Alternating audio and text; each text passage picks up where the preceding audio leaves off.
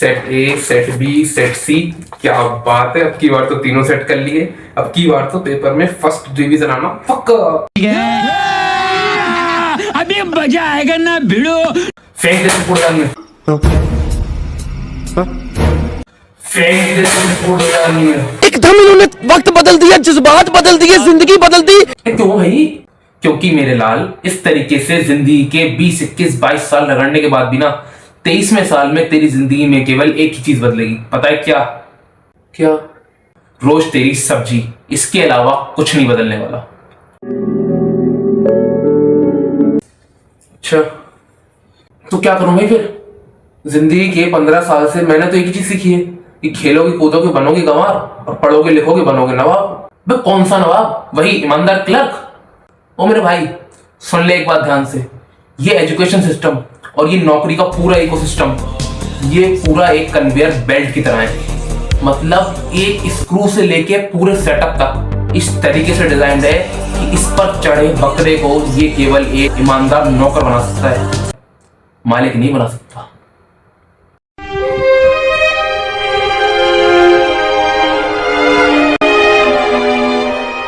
तो मेरे भाई, अगर सच में जिंदगी में कुछ करना चाहता है ना, तो इस कागज के टुकड़े का पीछा छोड़ दे और अपने आप पे काम करना शुरू कर।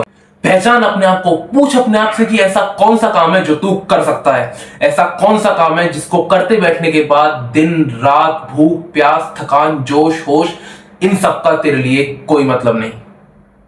पूछ ले भाई, नहीं पता कल काश कहने का भी मौका मिले या ना मिले। बलिदान इतना करो कि कल किसी की आस में ना रहना पड़े, और मेहनत इतनी करो कि कल आपको काश ना कहना पड़े।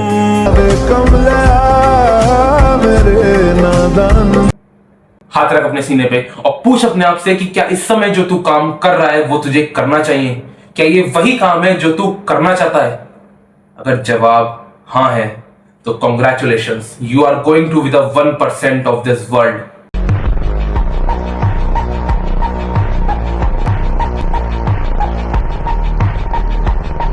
लेकिन अगर जवाब ना है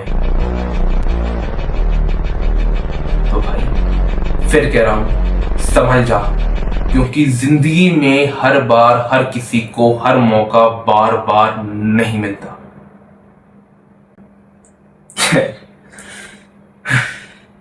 अगर मैं इस पर ज्यादा चर्चा करूंगा तो ये वीडियो एक मोटिवेशनल लेक्चर बन जाएगा। तो वापस आता हूं अपने कंटेंट की ओर और लेके चलता हूं आज आपको एक और कदम अपनी Python zero to hero skill development की इस जर्नी में सेट्स के साथ। तो लेट्स गेट स्टार्टेड। तो पहले तो तुमको ये समझना होगा कि सेट्स होता क्या है और इसका यूज कहां पर आता है। तो सेट्स बेसिकली यार एक सेट ऑफ वैल्यूज होता है। जिस तरीके से हमने लिस्ट को देखा था, टपल को देखा था, डिक्शनरी अभी देखी नहीं है, बताऊंगा डिक्शनरी के बारे में, उसी तरीके से सेट होता है एक सेट ऑफ वैल्यूज। लेकिन जिस तरीके से लिस्ट की कुछ खासियत थी, टपल की कुछ खासियत थी, इसी तरीके से इसकी भी एक खासियत है कि इसमें आप डुप्लीकेट वैल्यूज को नहीं रख सकते। हाँ, मतलब आप लिस्ट बनाओगे तो उस समय उसमें डालोगे वैल्यूज, लेकिन जब वो इंटरनली स्टोर करेगा उसको मेमोरी में, तो वो डुप्लीकेट्स रिमूव करके स्टोर करेगा। मतलब जब आप उसको प्रिंट कराओगे तो वो आपको केवल यूनिक वैल्यूज ही प्रिंट करके देगा। देखो यहाँ पे मैंने लिखा हुआ भी है कि a set is a collection of unique items. ध्यान दो इन शब्दों को, a set is a collection of unique items, मतलब डुप्लीकेट आइटम्स आपको इसमें देखने को नहीं मिलेंगे। अब कहां पर काम में आता है, क्यों बनाया गया है, देखो समझना तो ये जरूरी है। किसी भी चीज को देखने से पहले ये तो समझना है कम से कम काम में आएगा भी या नहीं। आता है तो ठीक है, वरना तो समय वेस्ट करना बेकार है। तो बिल्कुल आता है काम में, अलग अलग जगहों पर काम में आता है, काफी इंपॉर्टेंस भी है इसकी। बट पहले होता क्या है इसको थोड़ा सा ध्यान से समझ लेते हैं, ठीक है। तो set do not allow duplicate values, मतलब वही यार सीधी सी बात है कि यूनिक आइटम्स लेता है या डुप्लीकेट आइटम्स को नहीं लेता है। तो मैं एक सिंपल सेट आपको बना के दिखाता हूं। मान लो मैंने यहाँ पे एक ए नाम से सेट बनाया। अब बनाते कैसे हैं इसको? बेसिक फॉर्मेट इसका है ये कर्ली ब्रैकेट्स। जिस तरीके से लिस्ट का था ना स्क्वायर ब्रैकेट और टपल का था राउंड ब्रैकेट्स, इसी तरीके से इसका होता है ये कर्ली ब्रैकेट्स। अब इसमें मैं वैल्यू देता हूं, जैसे मैंने दिया रिया दे दिया एक वैल्यू, नाम है तो पहला लेटर कैपिटल रिया। उसके बाद मैंने दोबारा दिया कुणाल, एक और दे देता हूं इसमें राकेश, ठीक है। अब मैं इसमें दोबारा दूंगा रिया और कुणाल, ठीक है। अब मैं इसको प्रिंट कराता हूँ, प्रिंट, और मैंने प्रिंट करा दिया ए को। अब जब मैं इसको रन करूंगा ना तो इसका जादू देखो किस तरीके से ये इन डुप्लीकेट वैल्यूज को यहां से गायब कर देगा। ये आ गया, देखो मुझे केवल यूनिक वैल्यूज देखने को मिली। मैंने यहाँ पे 5 वैल्यूज दी, लेकिन उसमें से यूनिक केवल 3 थी, तो इसने मुझे यहाँ पर 3 वैल्यूज उठाकर दे दी, डुप्लीकेट वैल्यूज को उन्होंने हटा दिया। तो वही मैंने बोला था कि आप इसमें जब बनाओगे तो डाल तो सकते हो, लेकिन जब उसको इंटरनली मेमोरी में स्टोर करेगा, यही तो वो चीज है जो उसने इंटरनली मेमोरी में स्टोर करी, तो वो वहां पर डुप्लीकेट वैल्यूज को रिमूव कर देगा, यूनिक वैल्यूज को ही स्टोर करेगा, और वही हमें यहाँ पे देखने को भी मिल रही है। ठीक है, अब सवाल आता है कि काम में कहां पर आता है। देखो कई बार ऐसा होता है कि डाटा वैल्यूज में हमें डुप्लीकेट वैल्यूज पर काम नहीं करना होता है, यूनिक वैल्यूज चाहिए होती हैं। मान लो आपको कोई फोन नंबर्स चाहिए, आप कोई सर्वे वगैरह पे गए और उसमें फोन नंबर्स चाहिए, तो हो सकता है ना कि यार मतलब एक घर में 5 जने हैं, तो उन्होंने 2 ने या 3 ने एक ही फोन नंबर लिखवा दिया हो, हर जने का सर्वे हुआ, उसने एक ही नंबर लिखवा दिया हो। हालांकि ये एग्जाम्पल बहुत बाबा आदम के जमाने का है, खैर बाबा आदम कुछ नहीं होता, ये फालतू की बात है, ये बहुत पुराने जमाने का है, लेकिन बट यार समझने के लिए ठीक है। एक बढ़िया एग्जांपल भी दूंगा वीडियो के लास्ट में, लेकिन आप समझ सकते हो इस चीज से कि डुप्लीकेट वैल्यूज उन्होंने दी, डुप्लीकेट फोन नंबर्स उन्होंने प्रोवाइड कराए, तो वो चीज आपको नहीं चाहिए। भाई फोन नंबर एक चाहिए एक घर का, बट हर बंदे का आपने सर्वे लिया है तो हर बंदे ने अपना नंबर दे दिया, हो सकता है उसमें नंबर यूनिक होते भी है, तो उस यूनिक नंबर को निकालने के लिए, डुप्लीकेट वैल्यूज को हटाने के लिए हम सेट्स का यूज बड़ी आसानी से कर सकते हैं, और बड़ी आसानी से ये हमको हमारे पर्पस को मीट करा देगा। ठीक है, अब ये तो मैंने आपको बना के दिखा दिया कि सेट्स किस तरीके से बनाए जाते हैं, डुप्लीकेट वैल्यूज को ऑटोमेटिकली रिमूव भी करते हैं। बट एक इनकी अब खासियत कह लो, काबिलियत कह लो या बुराई कह लो, ऑर्डर्ड कलेक्शन नहीं है। ये चीज अच्छे से तब समझ में आएगी जब मैं यहाँ पे देखो मैंने इसमें ये, और मैं इसमें देता हूँ 2 5 4 6 1 7 3 0 9 4 और 5। ठीक है, अब ये एक अनऑर्डर्ड लिस्ट दे दी मैंने नंबर्स की। अब मैं अगर इसको प्रिंट कराऊंगा, प्रिंट कराया मैंने बी को, अब अगर मैं इसको चलाऊंगा तो मुझे यूनिक नंबर देखने को मिलेंगे। ये 0.3, अच्छा ये मैंने 0 पॉइंट लगा दिया तो उसने 0 ऑटोमेटिकली ऐड कर दिया। मैं इसको अभी के लिए हटा देता हूँ इसे। ठीक है, ये यूनिक नंबर्स मुझे देखने को मिल गए। ठीक है, अब देखो इसमें इसने मैंने ऑर्डर कलेक्शन दिया क्या, ये क्या हो रहा है, 2 4 1, ये एक सेकेंड अगर मैं इसको दोबारा चलाऊं तो 3 4 5 6 7, भाई ये कैसे हो सकता है बे?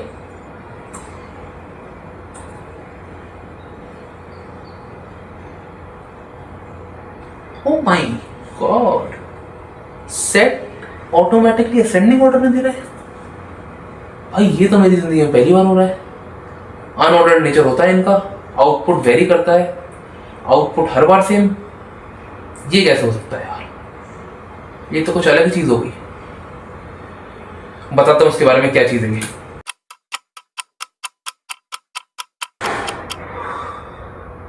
नहीं, वो चीज ठीक थी, ये कोई सॉर्टेड कलेक्शन नहीं है, सेट अनऑर्डर्ड कलेक्शन ही है। और इसका प्रूफ मैं आपको देता हूं। देखो ये पहले आ रहा है रिया, राकेश और कुणाल, उसके बाद आ रहा है राकेश, रिया और कुणाल।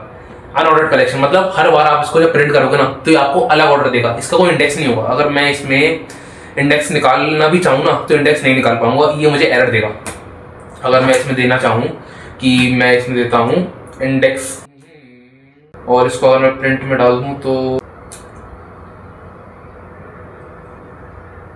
देखो ये आ गया कि सेट ऑब्जेक्ट इज नॉट सबस्क्रिप्टेबल। मतलब मैं इसमें इंडेक्स, जिस तरीके से हम लिस्ट में निकाल लेते, टपल में निकाल लेते, स्ट्रिंग में निकाल लेते, उस तरीके से मैं इसमें इंडेक्स की वैल्यू को नहीं निकाल सकता इंडेक्स नंबर से। तो ये बात कंफर्म है कि ये अनऑर्डर्ड कलेक्शन है। अब ये जो जिससे मैं कंफ्यूज हुआ कि ये असेंडिंग ऑर्डर में सॉर्टेड होकर आ रहा है, तो ये असेंडिंग ऑर्डर में सॉर्ट होकर नहीं आ रहा है, ये लग रहा है, और मतलब एक्चुअली आ भी रहा है। रीजन इसका ये है कि सेट की एक हैश टेबल होती है, पाइथन में सेट की एक हैश टेबल होती है, 0 to 9 से लेके एक टेबल होती है, उस हिसाब से वो उसको करके दे रहा है। बट आप यहां देखो ना, ये रिया राकेश कुणाल, राकेश रिया कुणाल, अनऑर्डर्ड कलेक्शन। ठीक है, और इसको भी अगर मैं मल्टीपल टाइम्स चलाऊंगा ना, शायद 10-15 बार, तो ये ऑर्डर बिगड़ जाएगा, हैश टेबल के हिसाब से ये नहीं आएगा, गड़बड़ हो जाएगा ऑर्डर। तो सेट अनऑर्डर्ड कलेक्शन ही होते हैं। ये मैं ही कंफ्यूज हो गया, पता नहीं कैसे हो गया कंफ्यूज, बट हो गया। ठीक है, बात समझ में आ गई। सेट अनऑर्डर्ड कलेक्शन होते हैं और ये हैश टेबल की वजह से आ रहा है कि ये लग रहा है कि सॉर्टेड है। जब 10-15 बार मैं इसको चलाऊंगा तो ये भी अपना ऑर्डर जो है वो बदल देगा। हर बार जो मुझे आउटपुट है उसका ऑर्डर अलग देखने को मिलेगा। ठीक है, अब चलते हैं अपने अगली चीज की ओर और वो है सेट ऑपरेशंस। अब सेट में ना कुछ तरीके के ऑपरेशंस होते हैं। ऑपरेशंस मतलब वो वाले ऑपरेशंस।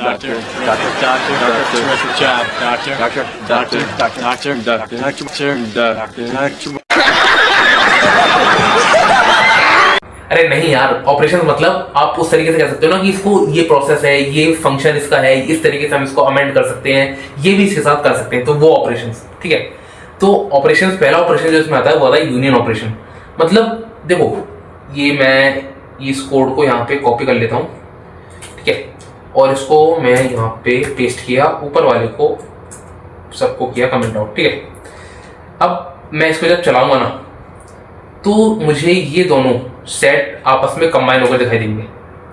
देखो ये 1 2 3 4 पहला वाला मेरा सेट है 1 और 2, और दूसरा वाला मेरा सेट है 3 और 4।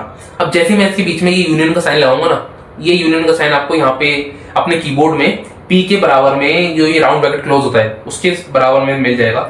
जब आप इसको दबाओगे ना तो ये आ गया, शिफ्ट के साथ दबाना होता है। ठीक है, और ये सिंगल ही दबाना होगा, तो यहाँ पर आपको ये मिल जाएगा। और जैसे ही आप इसको चलाओगे ना तो आपको ये दोनों सेट्स कंबाइन होकर दिख जाएंगे। ठीक है, अब एक होता है इंटरसेक्शन का। मान लो कि मैंने इसमें लिखा 1 2 4 6 और 7 और 9। ठीक है, 6 7 और 9, और उसके बाद मैंने इसमें लिख दिया 2 1 और 0। अब अगर मैं इसको चलाऊंगा, एक बार तो पहले यूनियन ही चला के देखते हैं इसका। ठीक है, तो ये आ गया, ये यूनियन में इसने सारे को कंबाइन कर दिया। ठीक है, और जब मैं इसका इंटरसेक्शन चलाऊंगा, इंटरसेक्शन मतलब एंड, इसमें कॉमन क्या है, ये जब मैं इसका ये चलाऊंगा ना इंटरसेक्शन, तो इन दोनों में जो भी कॉमन वैल्यूज है ये मुझे देखने को मिल जाएंगी। जैसे इसमें था 1 2 और 4, 1 इसमें भी है, इसमें भी है, 2 इसमें भी, इसमें भी, और 4 इसमें भी, इसमें भी। तो इन दोनों सेट्स में जो कॉमन वैल्यूज है ये मुझे देखने को मिल गई। यार मतलब बहुत हो गया। अब पहले ये बताओ कि इसका यूज कहां पर आता है। ठीक है, बताता हूँ। आपने कोई ChatGPT का लॉजिक समझने की कोशिश करी है, किस तरीके से वो आपको हर बार यूनिक आंसर देता है। मान लो आपने ChatGPT से कहा कि यार डेफिनेशन दो पाइथन की, 2-3 डेफिनेशन दे दे मेरे को। ठीक है, तो क्या कभी ऐसा होता है कि वो आपको मतलब पहले डेफिनेशन दी फिर दूसरी डेफिनेशन दी, तो दोनों डेफिनेशन एग्जैक्टली सेम, मतलब मीनिंग तो लगभग सेम होगा, मैं वर्डिंग्स की बात कर रहा हूँ, एग्जैक्ट वर्डिंग्स उनकी सेम नहीं, कभी नहीं होता। वो आपको हमेशा यूनिक वैल्यूज देता है, यूनिक आंसर निकाल के देता है। बट क्या उसे हर बार यूनिक आंसर मिलते होंगे? मतलब ChatGPT, आपको सबको पता होगा कि ChatGPT डाटा को कलेक्ट करता है, कहीं ना कहीं से डाटा को उठाता है।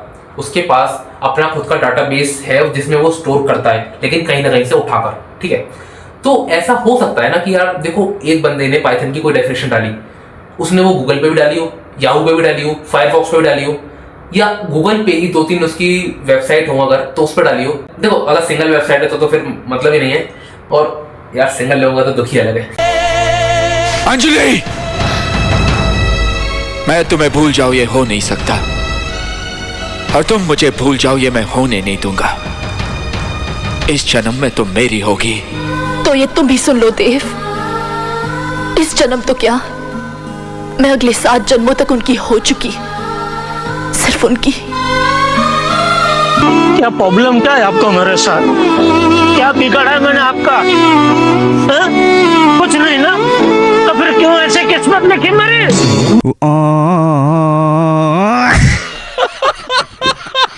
खैर, उसके बारे में फिर किसी दिन बात करूंगा। तो हो सकता है ना कि उसने अपनी उस डेफिनेशन को अपनी 2-3 वेबसाइट पे अलग अलग डाला हो। अब ChatGPT जब उस डाटा को उठाएगा, गूगल से उठाएगा या याहू से उठाएगा, जहां से भी उठाता है, ठीक है, तो वो अलग अलग जगह से जब उस चीज को उठाएगा तो वो उसको सॉर्ट आउट करेगा ना कि इसमें यूनिक वैल्यूज क्या है, क्योंकि भाई उसको यूनिक आंसर देने हैं, वरना डुप्लीकेट आंसर आएंगे तो आप भी उसको खींच के मारोगे ये क्या दे रहा है यार, 2-3 डेफिनेशन मतलब अलग अलग देना। तो वो वहां से सॉर्टिंग आउट करता है। तो आप समझ सकते हो इस चीज को कि एक तरीके से सेट का लॉजिक वहां पे इस्तेमाल हो रहा है, और यार होता भी है। ChatGPT मोस्टली जो पार्सिंग करता है, पार्सिंग मतलब जो डाटा को समझता है और डाटा को कलेक्ट करता है, वो पाइथन के थ्रू करता है, मतलब पाइथन लैंग्वेज का वहां पे इस्तेमाल होता है। किसी दिन करके दिखाऊंगा या करके दिखाई देता हूँ। खैर, तो वहां पर सेट का इस्तेमाल होता है, ठीक है। वो यूनिक वैल्यूज जो निकालेगा, डुप्लीकेट्स जो रिमूव होगा, एक सेट का लॉजिक वहां पे चल रहा होता है, ठीक है। तो चैट जीपीटी देखते हैं, खैर पूछ ही लेते हैं इससे। Chat GPT parsing language,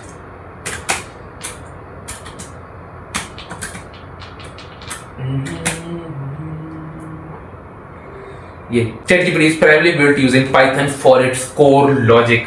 means core logic means mainly जो काम चलता है, जो पार्सिंग चलती है, जो मैंने बोला कि डाटा कलेक्शन मेनली जो पार्सिंग चलती है वो पाइथन के थ्रू चलती है। C++ का इस्तेमाल इसलिए किया जाता है क्योंकि C++ पाइथन से फास्ट है। मैंने बोला था कि C++ पाइथन से फास्ट है। शुरुआत में पहली वीडियो में मैंने एक ही चीज बताई थी कि पाइथन की एक ही लिमिटेशन है कि वो थोड़ी सी स्लो है, बट जिस लेवल पे हम इस समय काम कर रहे हैं, बिगिनर लेवल पे, उस समय उस लेवल पे उस चीज का घंटा फर्क नहीं पड़ेगा, कद्दू फर्क नहीं पड़ने वाला उस चीज का स्पीड का, ठीक है। तो वापस आता हूँ अपनी चीज पे। बेसिक सी बात ये है कि सेट लॉजिक का वहां पे इस्तेमाल होता है यूनिक वैल्यूज को पार्स आउट करने में।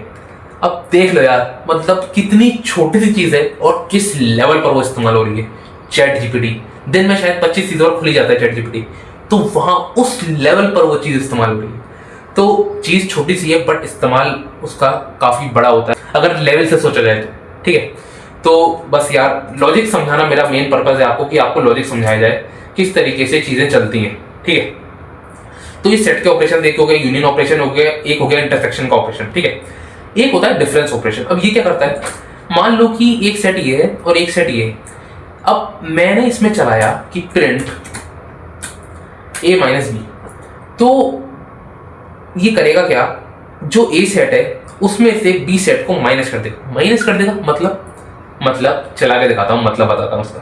देखो याद 9, 6 और 7, मतलब इसका सीधा सा ये है कि हमने जो ऊपर ये यूनिक वैल्यूज निकाली ना, यही तीनों वैल्यूज ए वाले सेट में से गायब हो जाएंगी। देखो यही हो रही है, 9, 6 और 7 आ रहा है, मतलब ये वाला आ रहा है, और ये खत्म। देख लो भाई, बोला था मैंने, बार बार मल्टीपल टाइम जब हम उसको चलाएंगे तो जो हैश टेबल है पाइथन की वो काम नहीं करेगी। एक मतलब पाइथन बिहेवियर है कि वो हैश टेबल का इस्तेमाल करता है। सेट्स में भी उसने लगा दी वो हैश टेबल, तो हमको देखने को मिला कि यार ये असेंडिंग ऑर्डर में सॉर्ट हो रहा है। मैं वही तो कह रहा हूँ कि मतलब ऑर्डरिंग होती ही नहीं है सेट में यार, ये हो कैसे रही है। देखो ये आ गया 9, 6 और 7। अब ये कोई भी ऑर्डर नहीं है, ना असेंडिंग ना डिसेंडिंग, ये एक अलग ही अपना ऑर्डर चल रहा है। तो यही है सेट का अनऑर्डर्ड कलेक्शन। वो आ रहा था, मैंने बोला था कि 10-15 बार जब चलाओगे तो वो चीज बदल जाएगी, और हमने इतने बार चला भी लिया हुआ, खैर 10 बार तो चला ही लिया हुआ, ठीक है। तो देखो ये हो गया अनऑर्डर्ड कलेक्शन, ठीक है। खैर मुद्दे पे आता हूँ। जो ए है सेट, उसमें से जो ये यूनिक वैल्यूज हैं ए और बी की, ये माइनस हो जाएंगी, और हमें केवल जो ए सेट में यूनिक वैल्यूज हैं जो बी में नहीं है वो देखने को मिल जाएंगी, ठीक है। तो ये आ गया ए माइनस बी। अब एक छोटी सी चीज और है, वो क्या है कि हम सेट्स में लूप का भी इस्तेमाल कर सकते हैं, मतलब लूपिंग थ्रू द सेट हम कर सकते हैं। मतलब मान लो कि मैंने ये लिखा, अब यहाँ पे नम नाम का मैं एक सेट बना देता हूं, ये आ गया, ठीक है। मैं इसमें क्या नम नाम का क्यों बनाते हैं, इसमें ए है तो हमारे पास, इसी को देते हैं, ये है तो, ठीक है। इसको मैं चलाऊंगा तो देखो ये आ गया, एक एक करके उसने सारे एलिमेंट्स मुझे इसके निकाल कर दे दिए। इसको मैं कमेंट आउट कर देता हूँ अभी के लिए, ठीक है। अब यार मतलब सब कुछ देखा, एक टाइप देख लें कि सच में क्या ये आ भी रहा है या बस चल ही रहा है। सेट टाइप है भी या नहीं, टाइप ऑफ ए, ठीक है। अब एक और देखूंगा मैं, कम से कम 2 तो देखो यार, वेरिफिकेशन होता है ना। टाइप ऑफ नम्स, ठीक है। अब अगर मैं इसको चलाऊंगा, सेट टाइप आएगा ना, जाहिर सी बात है यार सेट आएगा, मैं कोई मजाक थोड़ी कर रहा हूँ। देखो ये आ गया क्लास सेट। ये क्या है, क्लास डिक्शनरी। क्यों हिला डाला ना। हाँ मेरे भाई, क्लास डिक्शनरी। पर देख तो ले आगे इसके साथ रहा है।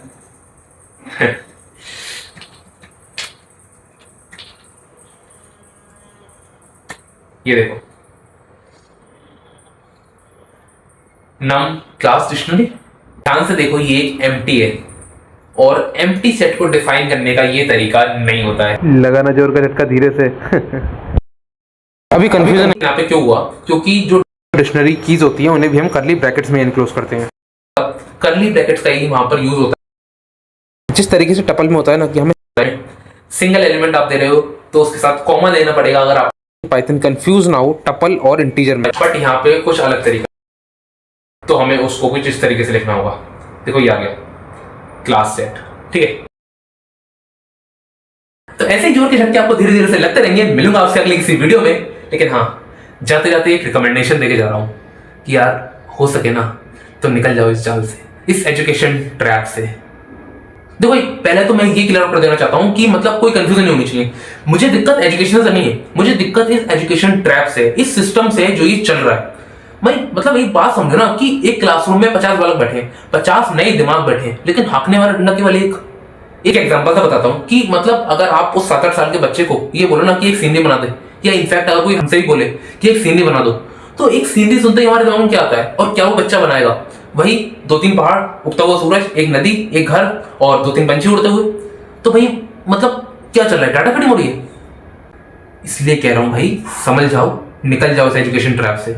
और अगर कोई पेरेंट्स इस वीडियो को देख रहे हैं तो हाथ जोड़ के विनती है आपसे, बचा लो अपने बच्चों को एक डाटा फीडेड चिप बनने से, वरना जिस दिन उनका सामना इस दुनिया से होगा ना, मैं सही बता रहा हूँ, बुरा मत मानना, हाथ में केवल डिग्री लिए घूमेंगे। और ये चीज हो चुकी है एसएससी एमटीएस के एग्जाम्स में, जहां 11,000 वैकेंसीज के लिए 55 लाख फॉर्म्स आए थे। और दुख इस बात का नहीं है कि 11,000 वैकेंसीज के लिए 55 लाख फॉर्म्स आए थे, दुख इस चीज का है कि वहां अप्लाई करने वाले कैंडिडेट्स में भारी मात्रा में बीकॉम, बीटेक और एमटेक के बच्चे भी शामिल थे, जो उस समय हाथ में डिग्री लिए दर दर भटक रहे थे।